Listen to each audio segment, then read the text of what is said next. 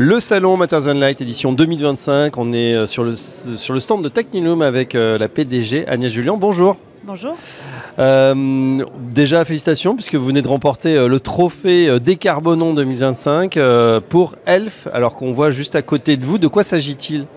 ELF, c'est un luminaire fonctionnel qui est dédié donc aux collectivités et à l'éclairage fonctionnel, qui est d'abord fabriqué en France, ce qui est important aujourd'hui et qui est une valeur de Technilum depuis toujours, mais qui par ailleurs a des modules orientables, qui est également éco-conçu, et je pense que c'est ce qui nous a valu de remporter ce trophée.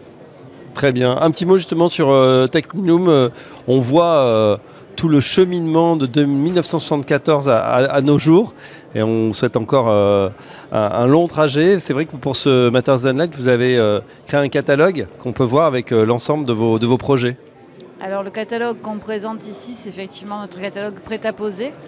Parce qu'en fait, on est toujours qualifié comme haute couture de l'éclairage, donc un peu dans le registre du prêt-à-porter, on a le catalogue prêt-à-poser, ce qui veut dire qu'on fait du haut de gamme, matériaux de qualité, mais en revanche que ça reste accessible à tous et à toutes les collectivités. Donc c'est un peu le principe de ce catalogue prêt-à-poser. Et effectivement, cette deuxième édition se veut un peu années 70 pour montrer notre expérience en tant qu'ensemblier. Ensemblier, ça veut dire qu'on fait autant les mâts que les luminaires, et on fait ça depuis la création de l'entreprise, donc avec des concepteurs, avec des éclairagistes, avec des paysagistes et plus généralement avec des maîtrises d'œuvre et des maîtrises d'ouvrage. Oui, la dimension bas carbone, décarbonation, c'est quelque chose d'important pour Technilum ?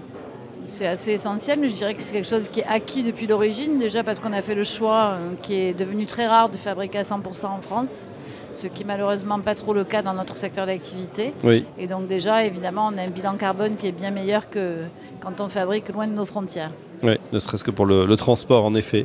Est-ce qu'il y aura des innovations cette année ? Parce que c'est vrai qu'il y a le catalogue qu'on peut découvrir, mais également, on sait que vous travaillez beaucoup sur mesure. Alors, nos innovations, généralement, elles sont plus liées à des projets, c'est-à-dire que le principe, c'est que quand on fait des beaux projets, ils peuvent rentrer dans le catalogue, et c'est un petit peu ce qui nous nourrit au quotidien. Ensuite, les innovations, je dirais qu'on innove tous les jours, et c'est un peu ce qui fait notre singularité. Depuis toujours, on a créé beaucoup de produits, donc qui plus est, on les prolonge, c'est-à-dire qu'on est capable de les refournir 20 ans, 30 ans après.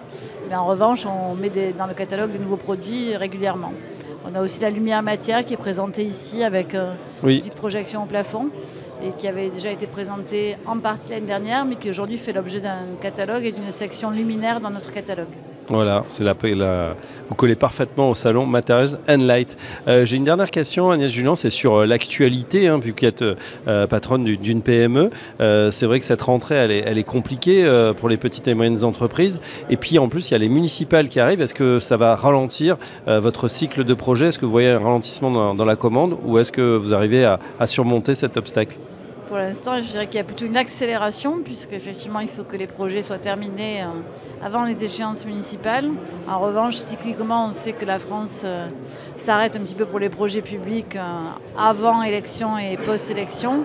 On imagine que l'effet sera un petit peu le même. Et puis après, il y a le désengagement aussi de l'État et tout simplement des finances compliquées pour les collectivités qui ralentissent certains projets. Mais en étant dans le haut de gamme, on reste quand même sur des projets qui se maintiennent, et par ailleurs on a aussi une grosse partie de notre activité qui est à l'export, donc le principe c'est de continuer à se développer sur le marché national et international.